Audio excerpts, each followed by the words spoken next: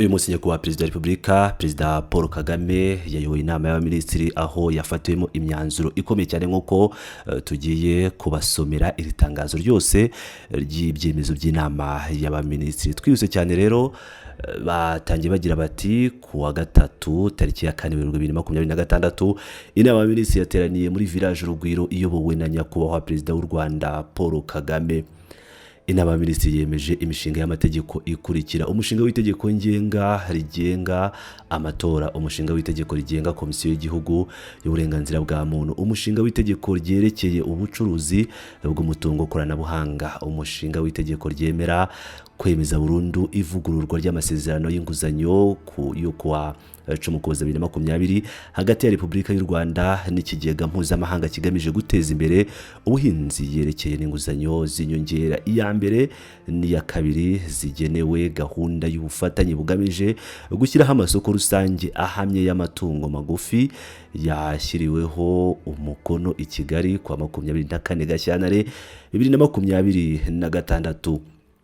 Umushinga w'itegeko ryemera kwemeza burundu ivugururwa ry'amasezerano y'inguzanyo yo kuwa 17 Ukuboza 2021 hagati ya Repubulika y'u Rwanda n'ikigega mpuzamahanga kigamije guteza imbere ubuhinzi yerekeye n'inguzanyo z'inyongera. Iya mbere n'iya kabiri zigenewe umushinga wo kuhira no gucunga neza ibishanga bya Kayonza. Icyiciro cya kabiri yashyiriweho umukono i Kigali kwa 24 Gashyantare 2026. Inama y'abaminisitiri yemeje amateka akurikira: iteka rya minisitiri ryemeza ifungurwa ry'agateganyo ku bantu 1874 bakatiwe n'inkiko. Iteka rya minisitiri ryerekeye uburyo bw'imicungire y'imari n'umutungo bya leta. Iteka rya perezida rigenga ikigo gishinzwe amashuri makuru. Iteka rya minisitiri w'intebe rigena imbonerahamwe y'imyanya y'imirimo y'ikigo gishinzwe amashuri makuru. Iteka rya minisitiri w'intebe rishyiraho sitati yihariye igenga abakozi b'urwego rushinzwe ubutasi ku mari.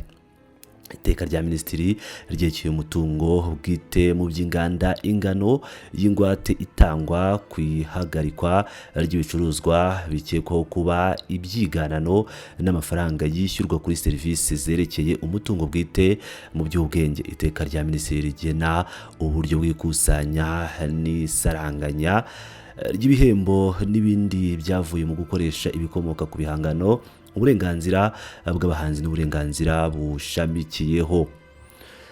Inama y'abaminisitiri kandi yemeje politike, ingamba na porogaramu zikurikira: politike yo gukumira no guhana iyezandonke, gutera inkunga iterabwoba no gutera inkunga ikwirakwizwa ry'intwaro za kirimbuzi, itangwa ry'impushya zo gucukura amabuye y'agaciro na kariyeri, amasezerano hagati ya guverinoma y'u Rwanda na Plana Coletora de Valore SA yerekeye itizwa ry'ubutaka bwa leta kugira ngo bukorerweho ibikorwa byerekeye uruganda rw'inyama z'inka mu rwuri rwa Gako mu karere ka Bugesera. Amasezerano hagati ya guverinoma y'u Rwanda na House International Rwanda Limited yerekeye guteza imbere imiturire. Ikodeshwa ry'ubutaka bwa leta buri mu mutungo bwite kugira ngo bukorerweho ibikorwa by'ishoramari na Kivu Waterfront Limited. Inama y'abaminisitiri kandi yemeje abasabiwe guhagararira ibihugu byabo mu Rwanda bakurikira: Bwana Henrik Nelson, ambasaderi wa Swede mu Rwanda, afite icyicaro i Kigali; Bwana Tinyiko George, ambasaderi wa Repubulika ya Afurika y'Epfo mu Rwanda, afite icyicaro i Kigali; Bwana Juan Alberto Mauricio Pino, ambasaderi wa Repubulika ya Cuba mu Rwanda, afite icyicaro i Kampala. Inama y'abaminisitiri kandi yashyize mu myanya abayobozi bakurikira: Banki Nkuru y'u Rwanda BNR, inama y'ubuyobozi Bwana Mutete Diko Jacob ugize inama y'ubuyobozi, Madame Dushimire Alice ugize inama y'ubuyobozi, Bwana Nsengumuremyi Siridiyo ugize inama y'ubuyobozi, Madamu Nabasa Judith ugize inama y'ubuyobozi, Bwana Mwizerwa Jean Claude ugize inama y'ubuyobozi, Dr Batamuriza Jennifer ugize inama y'ubuyobozi, Madamu Muhongerwa K Judith ugize inama y'ubuyobozi. Inama y'ubujurire ku mpunzi n'abasaba stati y'ubuhunzi. Madamu Mukabagwiza Eda, Perezida Bwana Rusanganywa Jean Damascene, Perezida Bwana Mukanyundo Patricia ugize inama y'ubujurire. Madamu Nyirankwaya Immaculée ugize inama y'ubujurire. Bwana Rudasingwa Joseph ugize inama y'ubujurire. Bwana Mukamana Auguste ugize inama y'ubujurire. Bwana Ndabirora Karinda Jean Damascene umwanditsi. Yashyize mu myanya kandi Minisiteri y'Ubutegetsi bw'Igihugu Minaloke. Bwana Ingabire Jean Claude umuyobozi mukuru ushinzwe igenamigambi ikurikirana n'isuzuma bikorwa. Madamu Umukobwa Justine umunyamabanga nshingwabikorwa w'inama y'igihugu y'abantu bafite ubumuga NCPD. Madamu Uwimanimpaye Jeanne d'Arc umuhuzabikorwa w'ikigo ngororamuco cya Gitagata. Bwana Bizimana Stelevrier umuhuzabikorwa w'ikigo ngororamuco cya Ngarama. Abandi bashyizwe mu myanya nabo muri Minisiteri y'Ibidukikije. Dr Biraro Mileye umubitsi w'impapuro mamo z'ubutaka. Bwana Twizeyeyezu Jean Pierre umubitsi w'impapuro mamo z'ubutaka. Bwana Uwayisenga Vedaste umubitsi w'impapuro mpamo z'ubutaka. Madamu Kanyamugenge Akimana Adeline umuyobozi w'ishami ry'ubugenzuzi mu kigo cy'igihugu gishinzwe ubutaka. Hari kandi abo mu rwego rushinzwe mine, peteroli na gazi mu Rwanda RMB.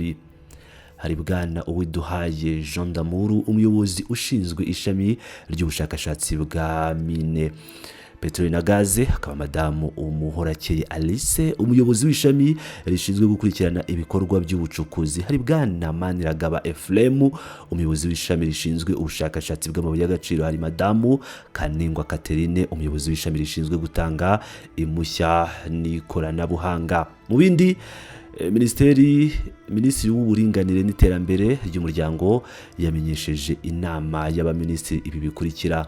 Ku itariki ya 8 Werurwe 2026 hazizihizwa umunsi mpuzamahanga w'abagore kuva ku itariki ya 9 kugeza ku ya 19 Werurwe 2026.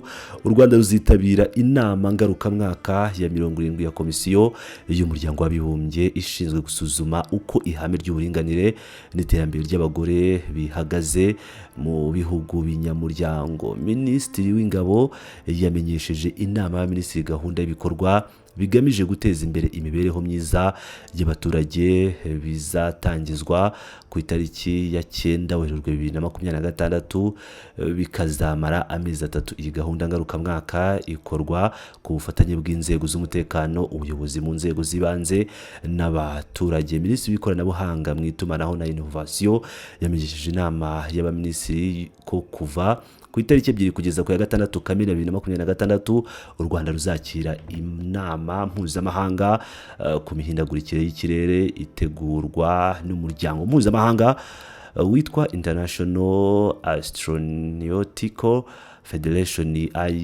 IAF Kigali ku wa 4 Werurwe 2026. Ni sinya y'ikoranabuhanga yashyizweho na Dr Justin Nsengiyumva Minisitiri w'Intebe w'igihugu cy'u Rwanda. Ngira ngo rero murabyumvira neza ibyari muri iri tangazo, nta comment ikenewe kuko birumvikana neza cyane. Ndabashimiye inshuti bakunzi ba Pilot News TV mukomeje kwana nanjye, turakomeza mu kanya n'andi makuru agezweho hirya no hino ku isi.